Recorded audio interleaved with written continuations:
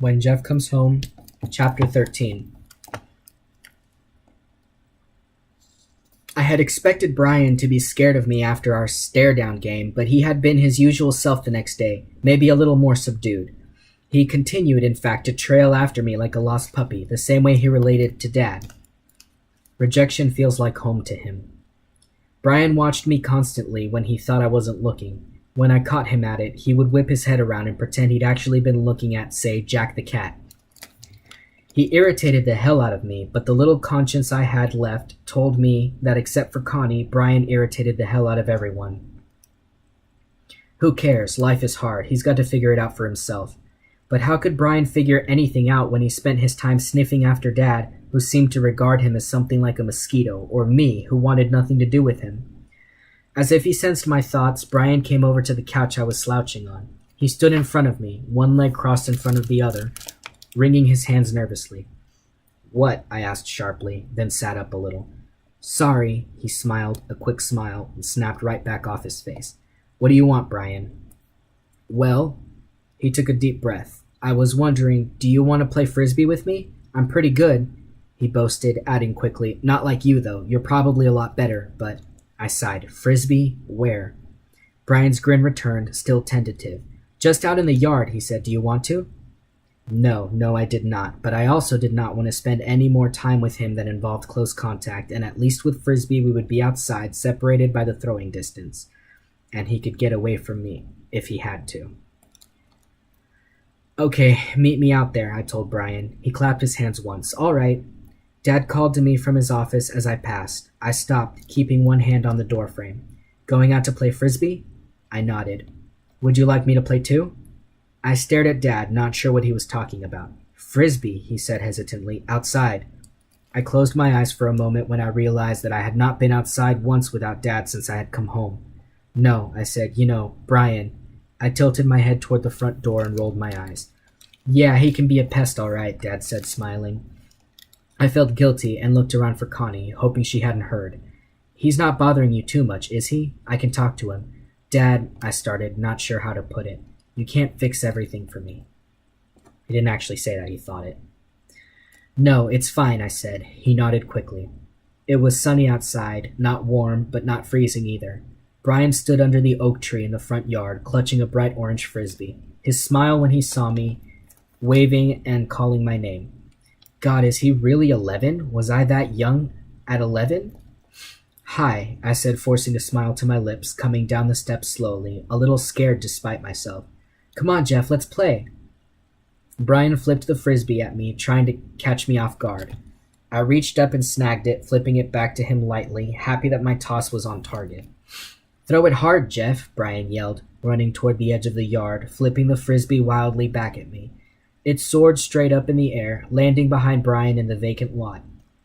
"The wind must have got that one," he said, running into the lot to retrieve it.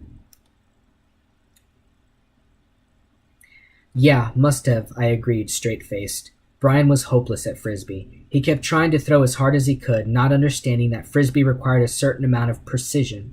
Our game wound up with me standing and watching him as he flipped the frisbee high in the air, out into the street, against our house, anywhere but me.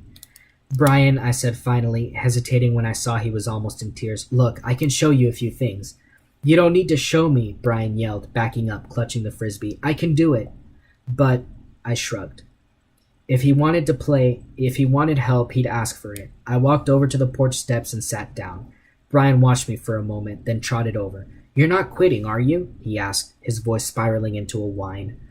"I think you need to practice a little more before we play." Brian looked at the ground. "I'm good," he mumbled. "No, you're not," I said. He looked up quickly. "That doesn't mean you can't get better. It's just a skill you learn. The first thing is, in frisbee aim is way more important than power. Until you get the frisbee to go where you want, how hard you throw it doesn't mean anything." He watched me carefully. "That's what Dad said." I held back a smile, wondering how long Dad could have lasted in a game of frisbee with Brian. "Well, he's right. You want to try again?" Brian nodded. I stood next to him in the yard, cocking my wrist to one side. He held the frisbee awkwardly in the same position, practically straight up and down. "No, hold your wrist down a little. Not that much. Okay, not bad. Now flip it lightly forward." Straining, Brian tossed the frisbee. It wobbled and fell to the ground a few inches in front of us. See, he said, I can't do it. He turned away, his face red. I wanted to turn Brian around and show him what he had done, but I was afraid to put my hands on him. Brian, Brian, I called as he hid his face from me. Hey, that throw was the best one you've done today. Oh yeah, he said, turning back with a sneer. That was the faggiest one I've done today. I froze, feeling the color drain from my face. I watched him carefully, but Brian wasn't interested in me. He was furious with himself. Don't be so paranoid. It was just an expression. He doesn't know. No one does. Everyone does. I'm going in now, I said. Brian focused his attention back on me. No, don't go in, Jeff. Please, I'll listen to you, he begged. Really? There was nothing to do inside but sit and think. I could also count on Dad asking why I had come in so soon. I picked up the frisbee again. Okay, I said. See, when you threw last time, yeah, it didn't go far, but it went straight. I demonstrated, flipping the frisbee a few inches away. It landed softly on a small pile of dried leaves. Try it a few more times and see what happens. Okay, Jeff, he said eagerly. I stood back and watched him. After he hit 5 good throws in a row, I clapped for him. Brian blushed, grinning. All right, let's try to play a little. Gently, I stressed. I'll stand a few feet away and you toss the frisbee to me. Brian undershot me, then overshot me, the throw sailing way over my head, but his third try was perfect. Hey, that's great, Brian, I said. Good job. I flipped it back to him, and he tried leaping into the air to catch my gentle toss, tripping over his feet and falling in a heap. This time he laughed, and I laughed with him. Hey, Jeff, someone called from behind me. I whirled around and saw a tall, broad-shouldered young guy walking towards us through the vacant lot across the street. Though I would not have recognized him, I knew it had to be Vin. Hi, Vin. Brian scrambled to his feet, intercepting Vin as he reached the lawn. Hey, I can play frisbee good now, see? He jumped around, tossing the frisbee too hard toward the tree. It went flying down the street, and Brian ran after it, calling back over his shoulder. Don't go anywhere without me. Vin walked up to me, his last few steps tentative, as I did not return his smile. Hey, Jeff, he tried again. How's it going? I just looked at him. Vin had always been an inch or so taller than me, and he still was. He also had a good 30 pounds on me now, all muscle, and I noticed a dark shadow of beard on his face. Next to him, I felt like a child. So, he said after a long pause, I can't believe it. My mom said you changed. I guess we both have. I missed you, you know. Vin lurched forward suddenly, putting his arms around me in a brief embrace. Frozen with shame, I could not respond. The idea of responding filled me with horror. Vin stepped back awkwardly, turning his head away. Looking down the street after Brian, he wiped a hand across his eyes. He can't be crying. For me? Why? I started, intending to tell him that I had to go in now. To do what? It's good to see you, but... Brian raced up to us, painting. Hey, Vin, he yelled, so loud I winced. Want to play frisbee with us? Well, Vin said, glancing at me, I kind of thought me and Jeff could take a walk over to the high school, if he wants. I was going to shoot some baskets myself, and I thought maybe... He stopped, this more than half-grown man I didn't know. I can't, I said, meeting Vin's eyes for a second, then looking past him. I have to stay around here, you know. I gestured back toward the house and saw Dad standing in the living room window, watching us, watching me. Humiliated, I kicked at the ground until I noticed Vin staring at me. Well, okay, he said, but how about if I come in for a few minutes, you know, just to talk a little? Yeah, Brian said, we can play Monopoly or Clue. Which do you like better, Vin? Well, Vin glanced at Brian, then at me, trying a half smile. The front door opened and Dad called out, Vin, good to see you. He came down the walkway and stood next to me, placing his hand on my shoulder. I looked down, wanting to shake him off, but comforted in some way by his presence. Vin brightened, flashing a smile at Dad. Hi, Mr. Hart. I just came over to see if Jeff wanted to play some basketball with me at the high school. I'm parked over there. I mean, if it's okay with you. Jeff said he had to stay home, Brian piped up, but he doesn't, right, Dad? I cursed myself for having anything to do with Brian. Well, Dad hesitated, I'm not sure. Jeff, do you want to go out with Vin? I looked at him quickly, wondering if I'd heard correctly. Do I want to go out with Vin? His look back was troubled but innocent. I didn't know what to say or what I wanted to do other than disappear and magically find myself in my bed under the covers. That wasn't going to happen. Can I go too? Brian begged, eyes widening in shock when Dad, Vin, and I all said yes.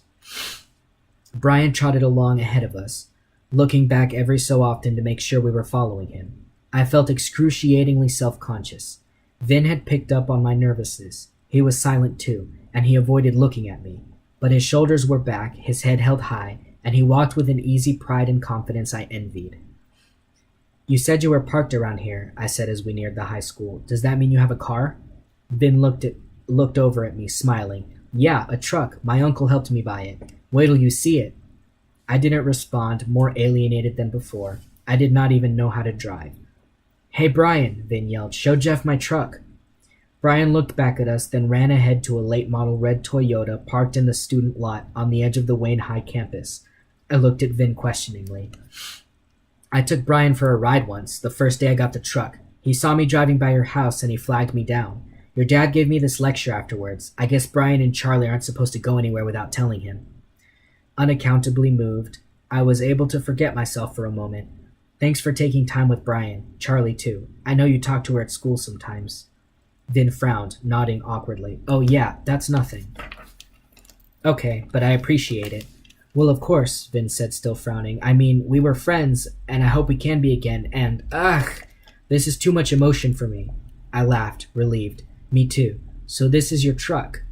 Brian had climbed onto the bed of the truck and was standing tall, looking in every direction. Yeah, Vin said, running his hand lovingly over the hood. I have to work all the time to support it, but it's worth it. There's nothing like being your own boss, going wherever you want. I watched him, wanting to touch the truck too, but feeling too shy to do it. Vin glanced up at me, smiling. You want to go somewhere later after we play? Where? I didn't want to go to his house where we might meet his mother or one of his brothers, or worse, where I might have to be alone with him. Nowhere far or anything, Vin said, his smile fading. We could just get something to eat at Taco Bell or McDonald's or wherever. Yeah, Brian said, inviting himself along. I shrugged, not committing, wanting to say no. The basketball courts were built into the hill at the back end of the high school campus, next to the football bleachers. We sprinted up the bleachers, giving Brian a 20-second head start. As he crowed from the top step, Vin came in second, close behind him. I was a distant third, my leg muscles cramping as I joined them on the top step. I stamped my feet in place, trying to catch my breath. You've got to be kidding, Vin said, smiling uneasily. I could never beat you in a race. I would have beat you even without a head start, Brian boasted. Yeah, probably. I looked away from both of them. Well, Vin said finally, you want to play? Yeah, Brian said, racing over to the railings that separated the bleachers from the courts. He clambered over them, looking back for us. Okay, I shrugged. Vin nodded, watching me carefully. Once we started playing basketball, an easy game of horse, our awkwardness faded a little. The conversation centered around what we were doing, and Brian was happy to take up any slack. Soon, Vin and I fell into a comfortable silence, just goofing around shooting free throws, giving Brian the extra shots he demanded without bothering to argue with him. So what teams are you on? I asked Vin after a while, rocketing a set shot that hit the rim, spun and went in. Football in winter, baseball in spring. Not basketball. I just do that for fun. Hey, he said abruptly, when are you coming back to school? I don't know, I said with no enthusiasm. You don't know? Vin looked surprised. You are coming back, right? I mean, you have to. I suppose, I said, trailing off. But, Vin hesitated, I mean, what else can you do? I don't know, I said irritably. I'll help you, Vin said. You know, getting started and all that. I could introduce you around, you know, most of the guys I hang out with anyway. They're the same friends we had at Wayne Elementary. I kept my face blank, knowing I would never, ever fit comfortably into a group of guys again. Besides, you can't go out for baseball if you're not in school. You are getting back into baseball, right? Vin's voice was casual, but he stopped and held the ball to wait for my answer. Give me the ball, Vin, Brian said, holding out his hands. Vin tossed it to him without looking. Let's sit on the bleachers, he said. I'm tired. He didn't look tired at all, but I was sweating and shivering at the same time. I started to protest but shrugged, figuring he was right. I was tired. Brian, you keep playing, okay? Vin said over his shoulder. Yeah, I'm gonna practice my free throw, he called. I heard him hit the rim and curse as the ball missed. Vin sprawled out across the top step. After a moment, I sat down in the same row, leaving plenty of space between us. You don't look too good, Vin said bluntly, turning to face me. You're too skinny. You don't have any endurance. There's something wrong with you. Is there? No, see, it's just that I wasn't supposed to get out of arm's reach of Ray and he didn't exactly take me jogging, you know. I'm okay, I said. So are you going out for baseball in the spring? No, I said definitively. Vin stared at me. Like you said, I added quickly, I'm not exactly ready for that. Vin looked out at the field, one hand over his eyes to protect him from the sun. It's December. Practice starts in 3 months. You have plenty of time to get in shape. I'll help you. We could work together.